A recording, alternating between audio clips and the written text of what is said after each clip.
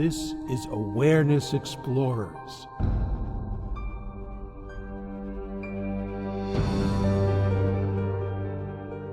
Welcome back, fellow explorers, to Awareness Explorers. I'm your co-host, Jonathan Robinson, and with my friend and co-host, Brian Tom O'Connor.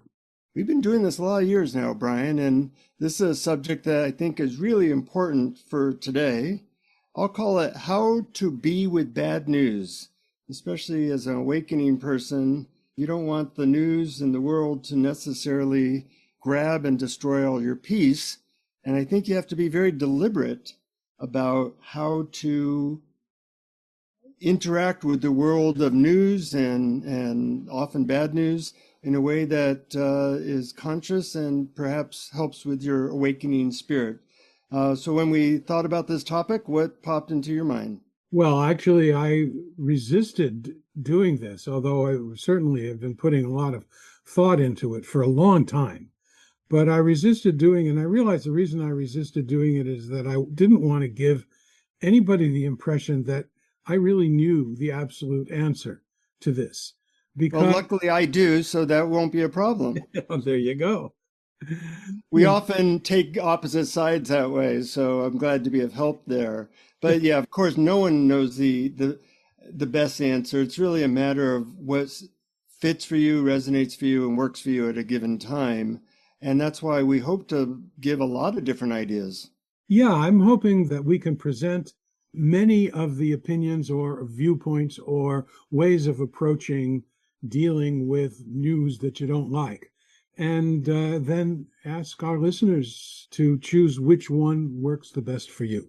Yeah, since it was a thing that I noticed that, nowadays you really have to have some plan that way, or you can get really sucked into a lot of difficulty. I started asking all my most conscious friends what they were doing. So I'll be giving like, a dozen of these, and you probably have some of the same ones too. And it was interesting that, people had thought about it, people had come up with their way of doing it.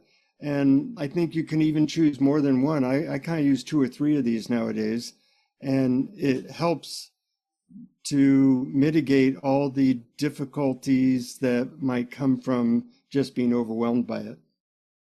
Yeah, I think that that's true, because the big danger is being overwhelmed by it, in which case neither acceptance nor effective action is happening.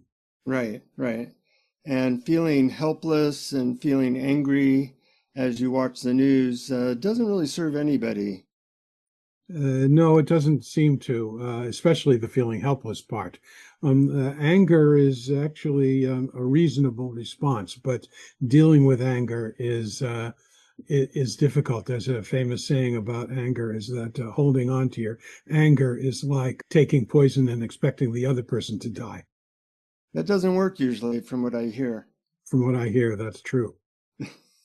Okay, so let's get into it. What's a point of view or a method that either has helped you or you think is kind of interesting? Okay, well, first I just want to break it down into the 2 major categories before we get into the weeds of the different points of view. And one is the first one is leave the world alone.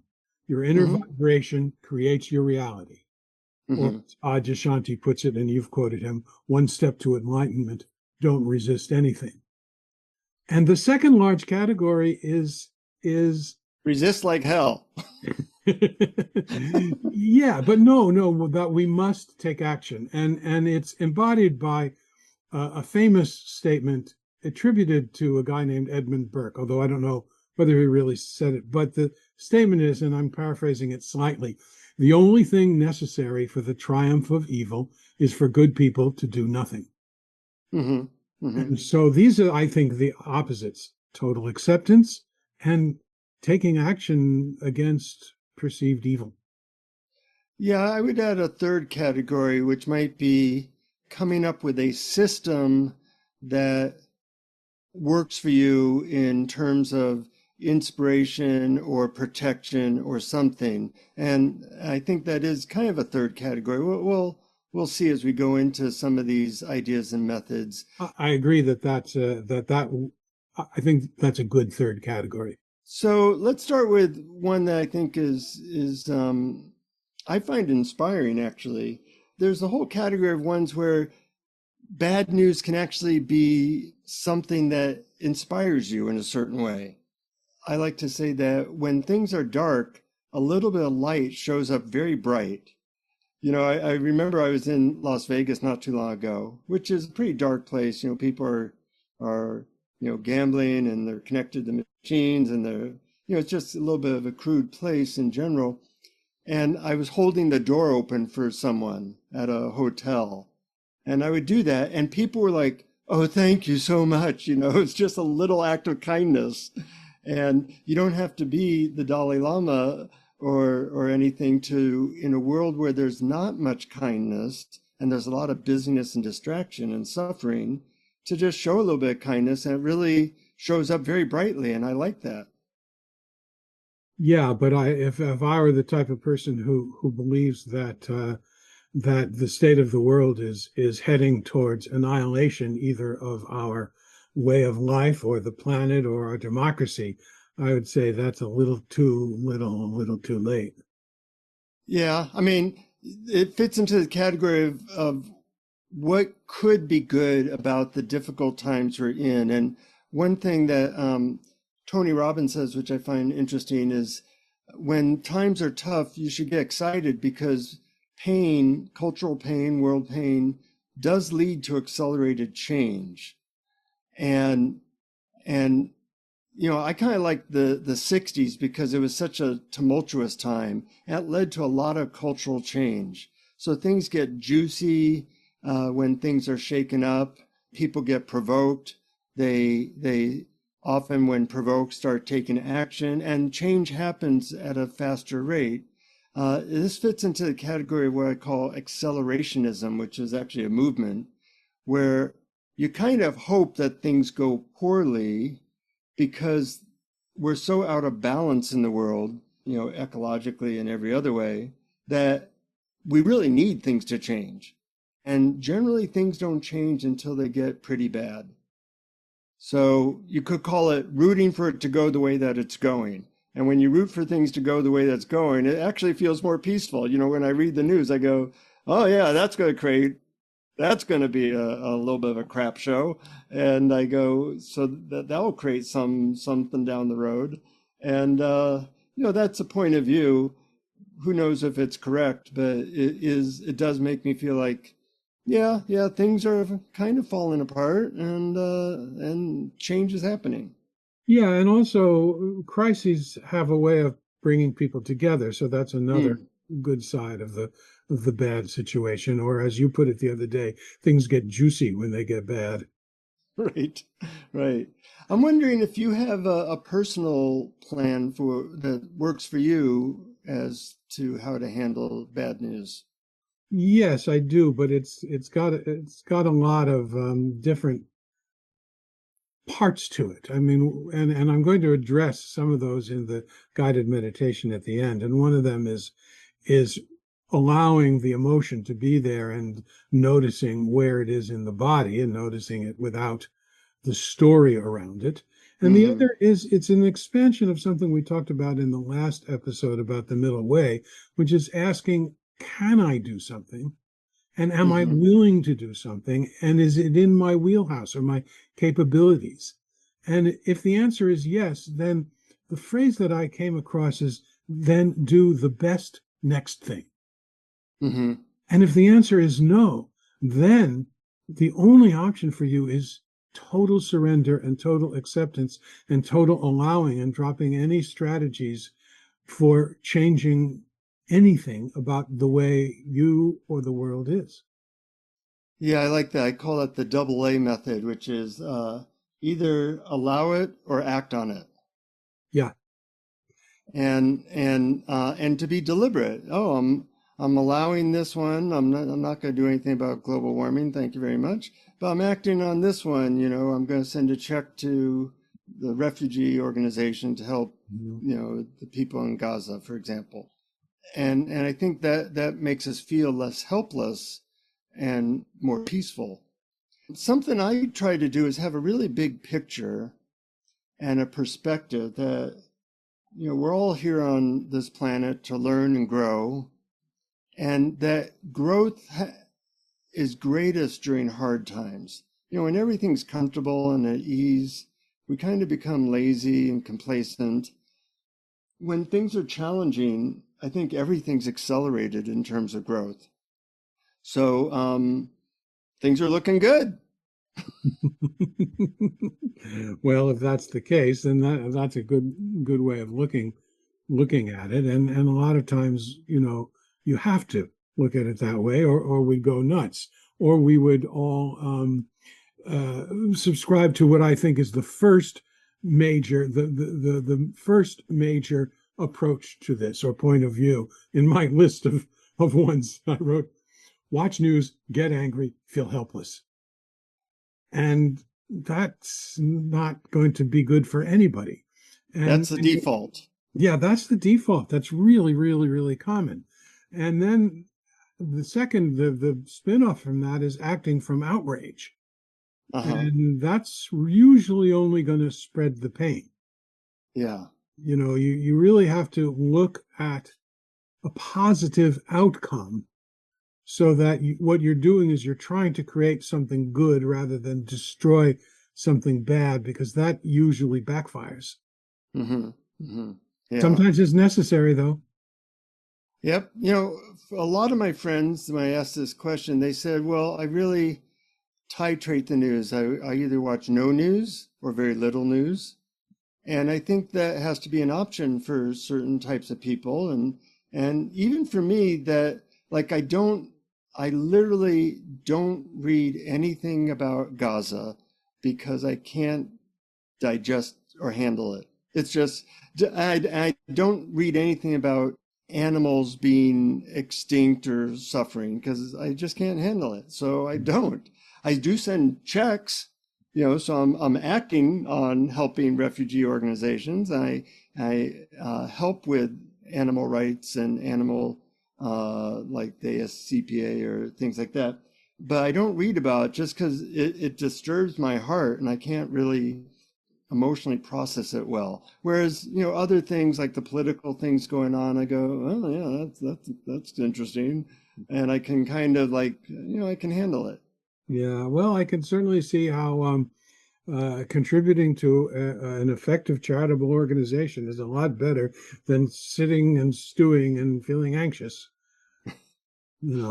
But that's that brings me to one of the other major points of view on this, which is leave the world alone. The corollary to that is your inner vibration creates your reality. And I know one of the big spiritual teachers we've had on this podcast, who has a lot of followers, who told me that he never watches the news. A friend of mine the other day said, well, you can turn that junk off. Right. Is this avoidance? I don't know. Well, it might be. I think for people who do that, they have the point of view, which I think is as valid as any, that as they raise their vibration, they are putting out good vibrations into the world, and that's their contribution. It's kind of like the old Maharishi effect, that if you meditate, if enough people meditate, crime goes down. And I think if you are deliberate that way and you see that as your contribution, then, good for you. Does it actually work? Yeah, I think probably. If you're loving and kind, that's your contribution. If you're peaceful, that's your contribution, especially if it's deliberate in terms of trying to be of help. Sure. And that comes into one of my major categories, which is put on your own mask first. And there are corollaries to that, like be the change you want in the world. Right. And there's this phrase, after coming to rest in and as awareness, ask now, how can I be of help? So you do that first. You rest as awareness, which allows everything automatically. It's already there. It's already allowing. You rest as that. And then you see if you're called upon to take action. And then how can you be of help? And then, as I said before, you do the next best thing. Actually, it's the best next thing. In our previous episode about the middle way, we talked about how people are attracted to one or another extreme.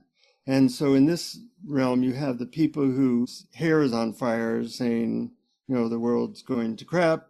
And they might be just, delving into the anxiety of that, or they might be activists that are acting with great anxiety. And I think those are not good choices. And then you have the opposite extreme, which is, kind of like the spiritual bypass, like, well, whatever happens, happens. It's not my responsibility. And I think it's easy to miss the middle ground here, where activists, I think hair on fire activists need to work on peace. And the people on peace, it would be great if they maybe got a little bit more active. Yeah, maybe you're right. Maybe the extremes are not the way to go. Mm-hmm. But I'm reminded of the famous Gandhi phrase where he said, "I'm not anti-British, I'm pro-Indian self-rule." Yeah, that's another way of looking at that. I'm not anti whatever is going on in the news. I'm pro love and peace. And so you use that as your inspiration to do good works in the world. I feel that with this podcast or with the books I write, that I'm contributing something.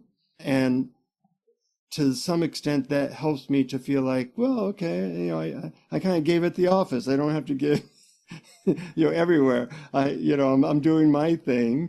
Other people use their gifts, their career, or their kindness as their thing. And everybody's contributing in the way that they can, especially during a time where you feel like it's more important to contribute, because it could kind of all fall apart pretty quickly if we're not careful. That's right. And the fact that it could all fall apart gives people the sense of tremendous urgency. And the only problem with that, and it's good if it spurs people to effective action, it's not good if it creates a sense of helplessness. Because one of the major factors of being upset by the news is the feeling inside that you don't have control. Mm-hmm. And we don't have control. That's one way of looking at it. I welcome arguments to the contrary, but I think control is an illusion. But on the other hand, allowing things to be as they are must allow the fact that sometimes we're called upon to take action, and accepting the fact that there's only so much one person can do, and doing that one small step is important. Yeah, definitely. And I like the fact that you brought up the sense of losing control or helplessness. Part of the spiritual path is a letting go of control. That's a major part of the spiritual path.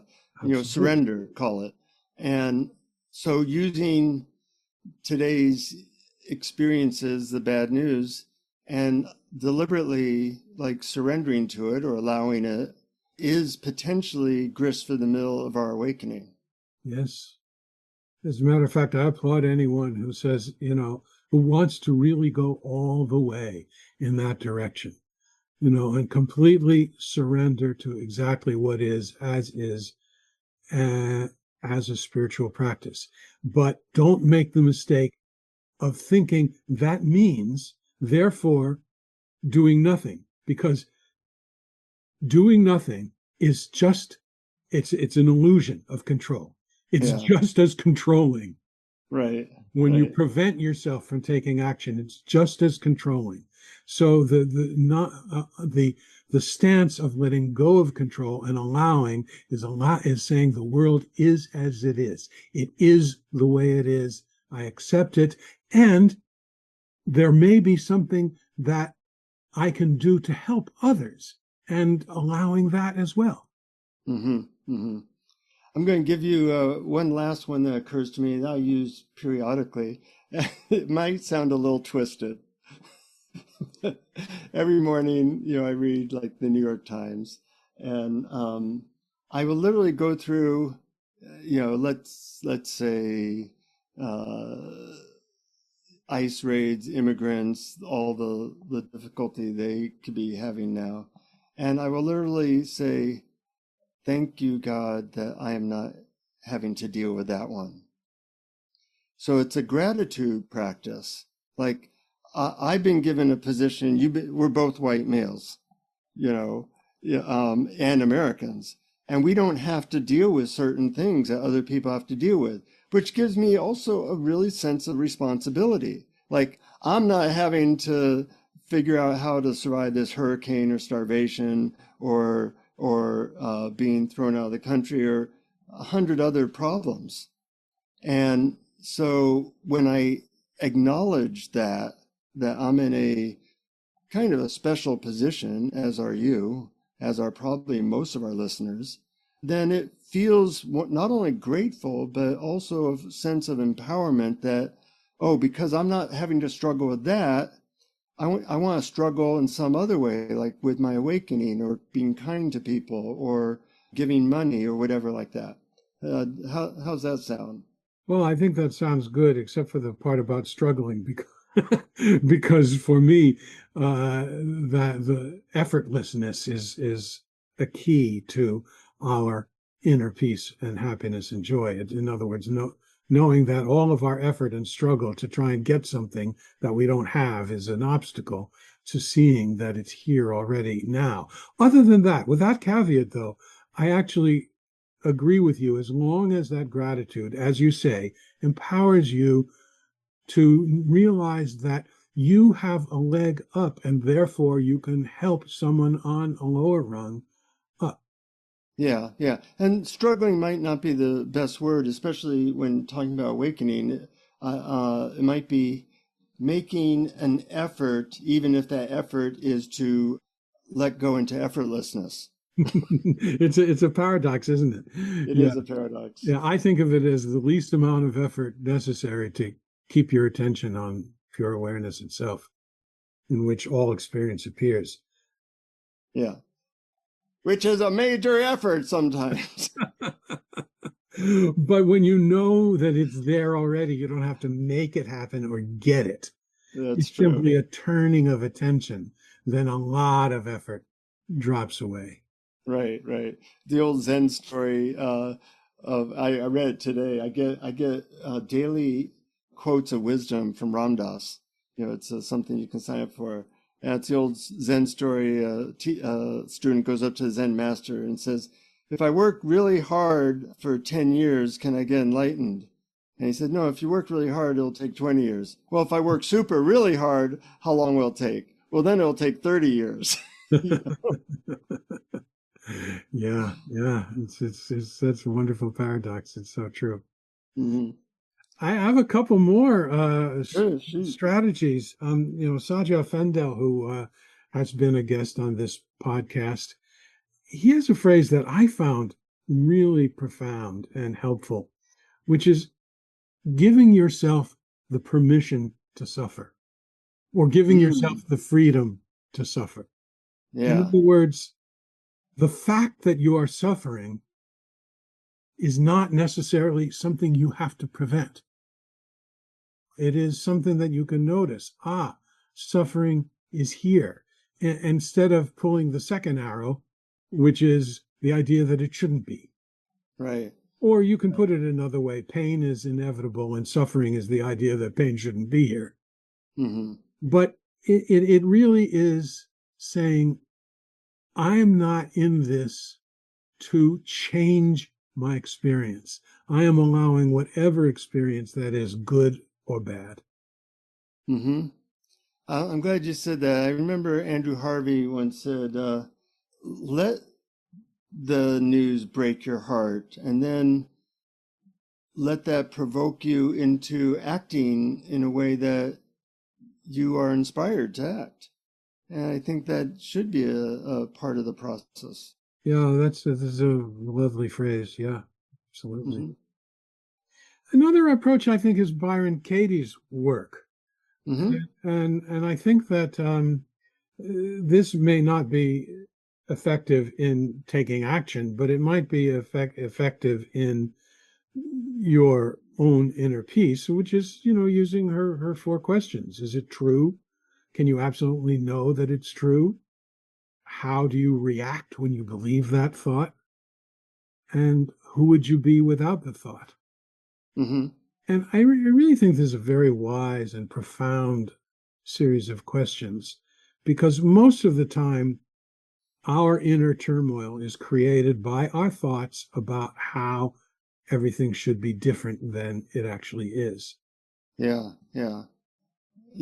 I was at a Byron Katie seminar when Trump got elected the first time, and a lot of people were upset at that. And she said, "Well, you don't know if that's a good or bad thing because we don't know. We don't know the end of the story at all. Maybe he somehow ends up avoiding World War III, which could have happened with someone else. So we're making this up. We're making the end of the story up, and we really don't know in the very big picture what is good or bad right now. Maybe in 100 years we will, but we just jump to conclusions, and so that little bit of like, well, I have my opinion of what's good and bad, but I don't ultimately really know. Mm-hmm. That's right. Yeah, I think that's really a good point. And the other side to this is the divide between the different sides, red states versus blue states, or liberal versus conservative, or one religion against the other, or one country against the other. All of these are the divides, and part of the issue is that we have created this sort of, I call it the sportsification of politics. It's Yeah, the other side is bad no matter what because they're the other team. And right. any proposal that they have, whether it's good or bad, you want it to fail because it's the other teams. And Hmm. also there's the talking to each other. And the other day, I had a conversation with one of our previous guests on the podcast, Sid Friedman, and he had advice for talking to others who are on the opposite side of you.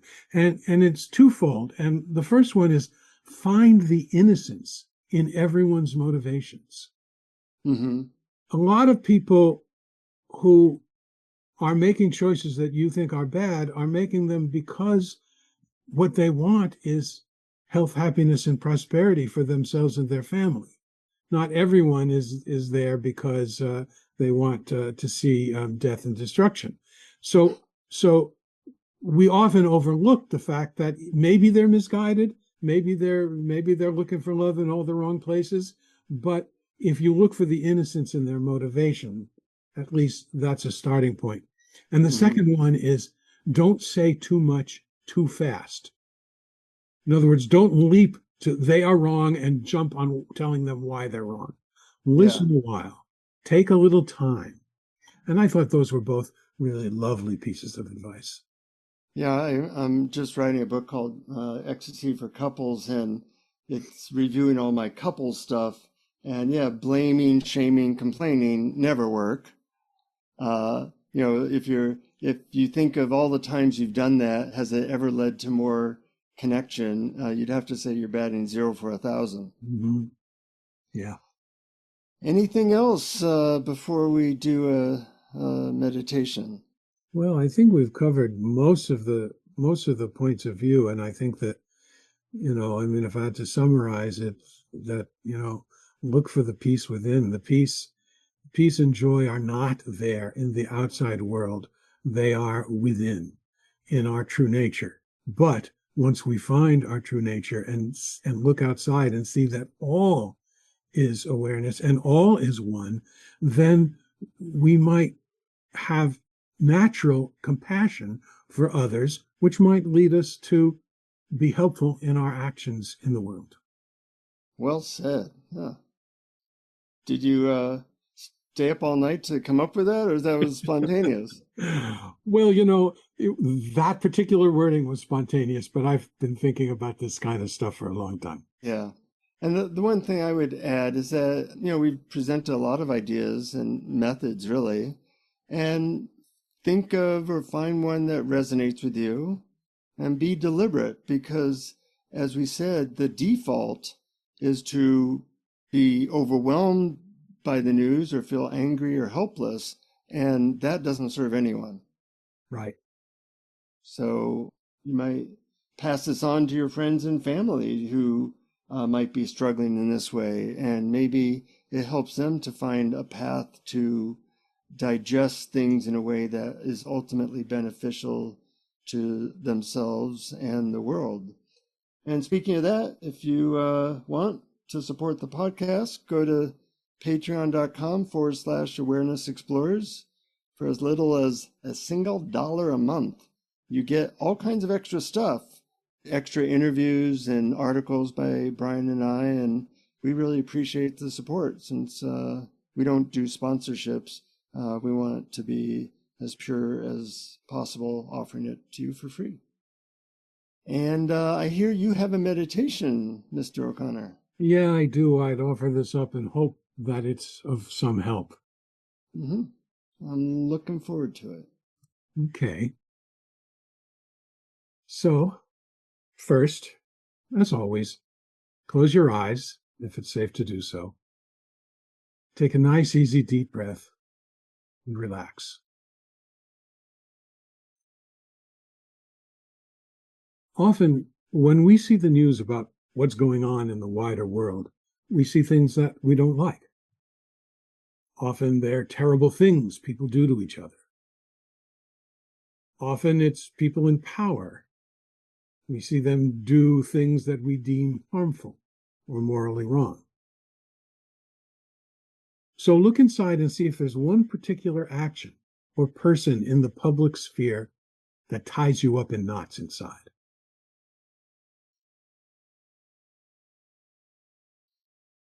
Take another easy, deep breath. For people who follow a spiritual path, there's often a conflict between seemingly opposing urges. One is to take action and fight the wrongs you see in the world or country or community. And the other is to follow the advice of revered sages and practice surrender and acceptance.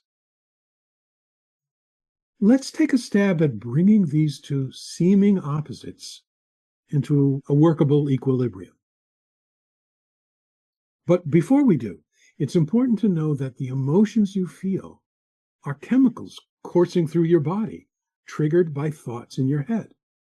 So it's important to ease the internal clutching and tension that comes with these thoughts and emotions.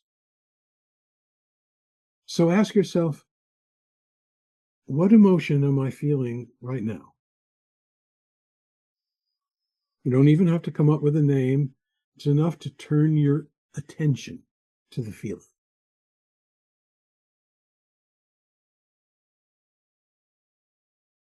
Ask yourself, where in my body do I feel this? It can be one spot or several locations or an all-over feeling.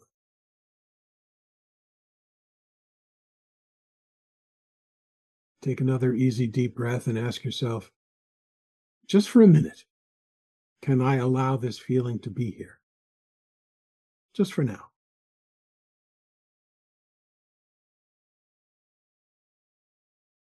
Let's take anger as an example.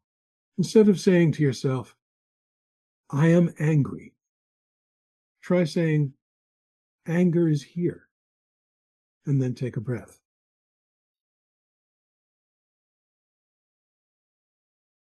Anxiety is here. Take a breath.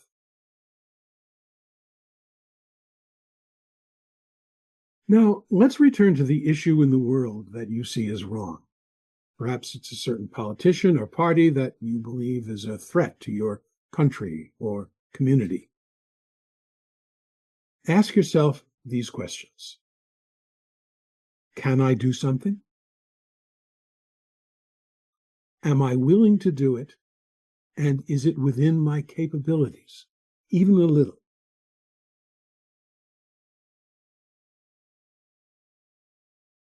If the answer is yes, accept the fact that you are called upon to take action, while completely accepting that the problem exists.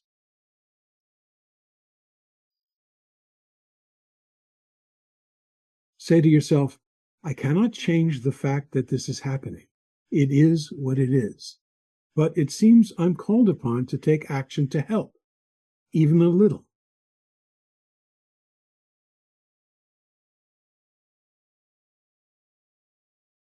Then ask, what's the best next thing to do?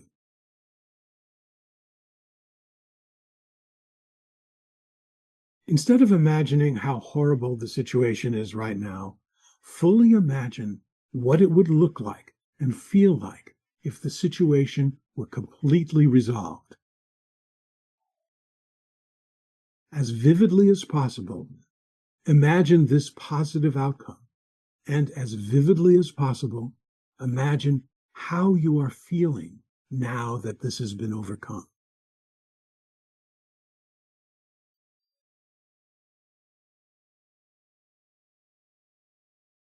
Now, do the best next thing.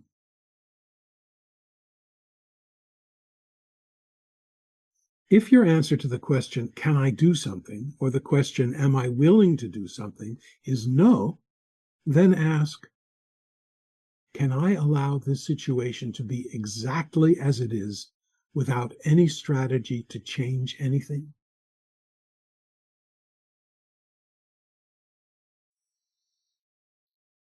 Again, noting where in your body you feel any resistance, tension, or emotion, and relax and allow that to be fully present.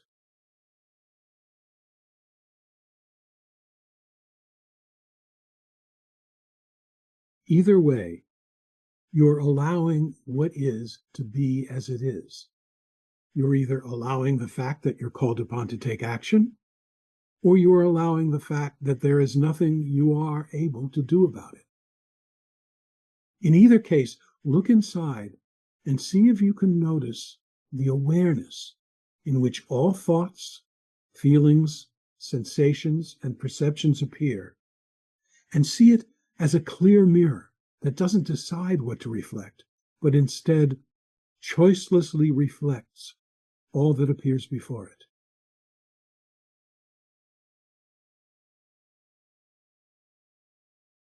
This is unconditional acceptance. That is your true nature and is already here, regardless of what is happening in the outside world. Know that happiness can only be found within. Here, you awareness. It cannot be found in the outside world. It is what you are when you pull aside the veil of thinking about right and wrong, good and bad, past and future. Knowing that you are awareness itself, that you are happiness itself, go and do what you can do. Or not.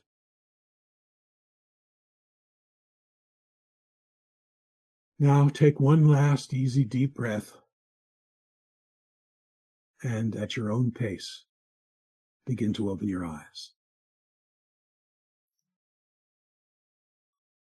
I like that summary. Go and do what you can do, or not.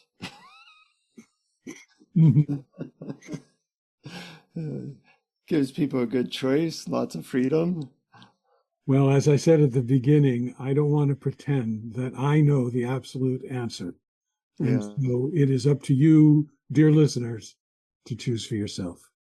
I think with all the techniques and ideas we mentioned, that they resonate at different people, different parts of their journey. And if your old method isn't working for you, then seek out and explore a new method. One quick story, I read that Gurdjieff, the 20th century mystic, wherever he went, he was faced with war.